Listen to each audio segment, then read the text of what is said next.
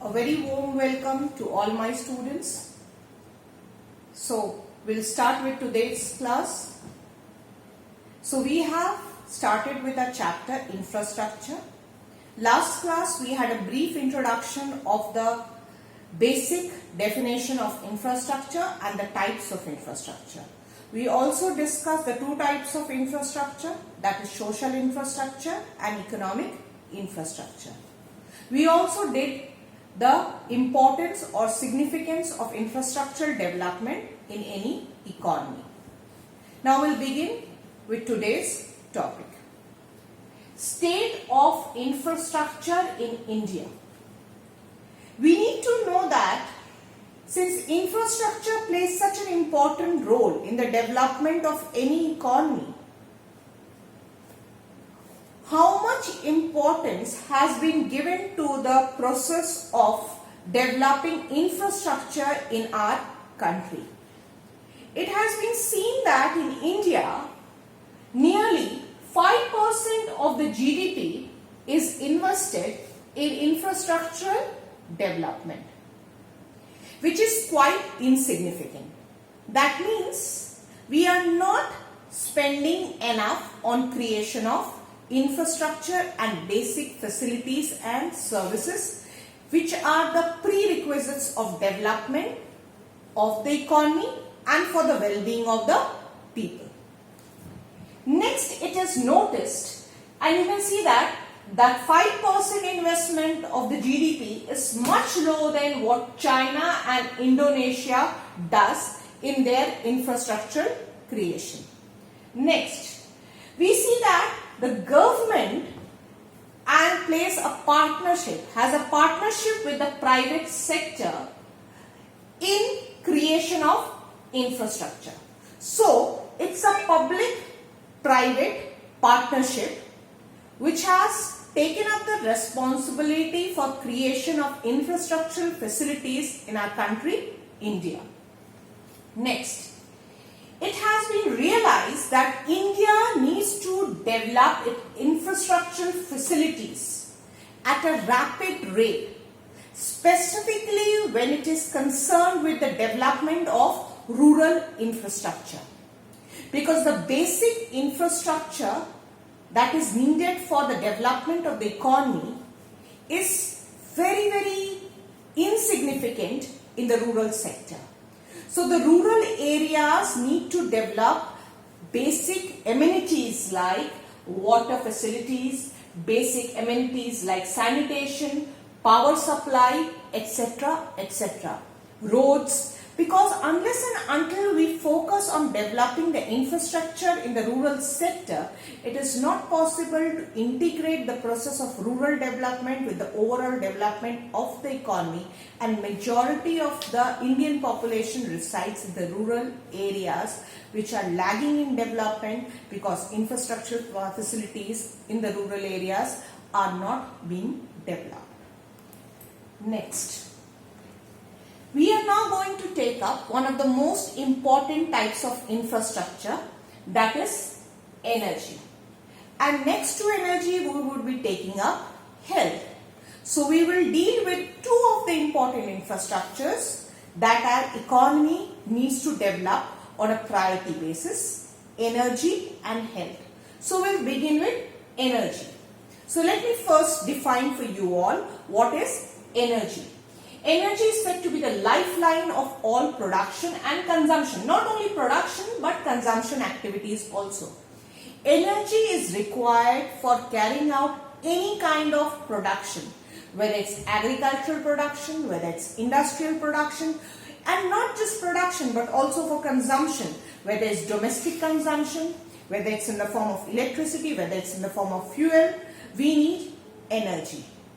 So energy is said to be the lifeline of all production activities, without which neither agriculture nor industries can be developed. Now we will discuss the different types of energy or the sources of energy, and there are different ways of classifying them.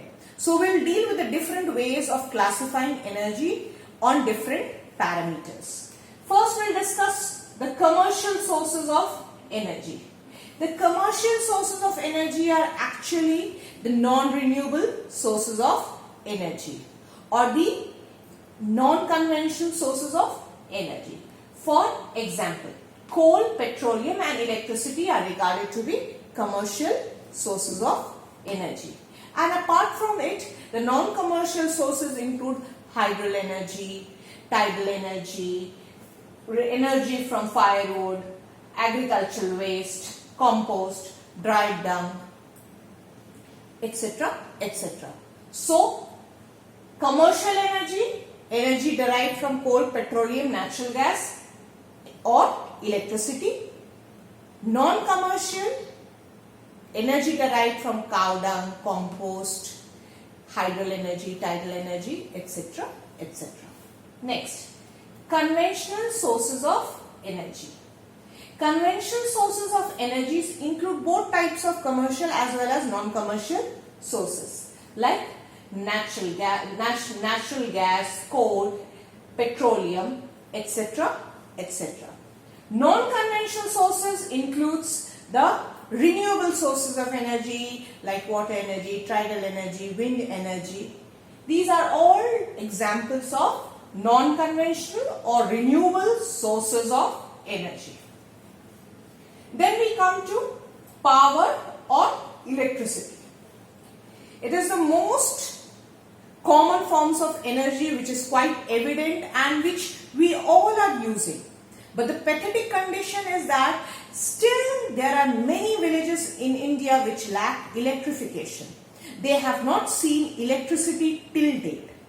So you can understand which is a basic necessity for living. A majority of the masses in our country is still deprived of the basic facility like electricity. Electricity is regarded to be the basic essential for any development, whether it's a development or improvement in the life of an individual, or it is in the form of accelerating the production activities taking place in agricultural sector or industrial sector. It is regarded as a wheel for progress of any modern civilization. Next.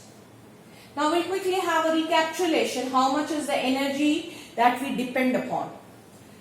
It has been noticed that in India, 70% of the energy needs are met from thermal energy. 70% is being met through thermal energy. That is basically coal. Then hydro energy and wind energy or wind power. This has a very high potential in an economy like India because geographical conditions or features of our economy are highly suitable for developing tidal energy, wind energy and hydro energy. But it has not been harnessed up to its maximum capacity and hardly 28% of the potential is being explored. So we need hardly 28% of our energy needs coming from hydro and wind energy. And only 2% of the energy that we are producing in our economy comes from nuclear energy. So we have seen that there is a too much or greater dependency on thermal energy. Hydro energy and wind energy is significantly increasing, but it has not been explored up to its maximum potential, and the nuclear energy needs to be further developed. Next. Now we'll come and to the different factors which poses as a challenge for the development of the power sector, or the factors which acts as a hurdle and obstructs the development of the power sector. Now let us come to the first point. Insufficient installed capacity. The capacity of our thermal power stations, hydro power stations is insufficient. That means we need to develop larger numbers of power stations whether it's hydropower station, thermal power stations, we need to set up more power stations so that production of energy could take place at larger scale to meet the current requirement of the people and the current requirements of production taking place in the various sector. So whatever we are having in terms of production by the power sector is insufficient, and we need to add up to the power generation capacity. Next, underutilization of capacity. The power stations which are generating electricity, they are not generating electricity to their potential capacity. Most of the power stations are being run and operated below their optimum potential, and hence there is underutilization of capacity production. Thus, we not just need to develop more number of power generating stations, but utilize the existing power station up to its optimum capacity. Next, losses incurred by the state electricity boards. Thrift, stealing of electricity, non-payment of bills. All these lead to mounting losses for our state electricity board. The state electricity board supplies electricity for several purposes like agriculture at a subsidized rate. So it also has to incur a loss of revenue. So the state electricity board are incurring heavy losses. The huge cost involved in the production of electricity is not being recovered. Hence it becomes difficult to develop and modernize our power sector. So we have discussed some of the challenges being posed by the power sector in our country. We'll deal with the rest of the factors when we meet in our next class. I expect you to go through the topics and make your notes accordingly. Do systematically prepare your notes, point wise deal with the point and discuss the points in a way that you can answer your 3 marks, 4 marks, 6 marks questions as asked in your board examinations. Till then, please take care and be safe at your home. Thank you.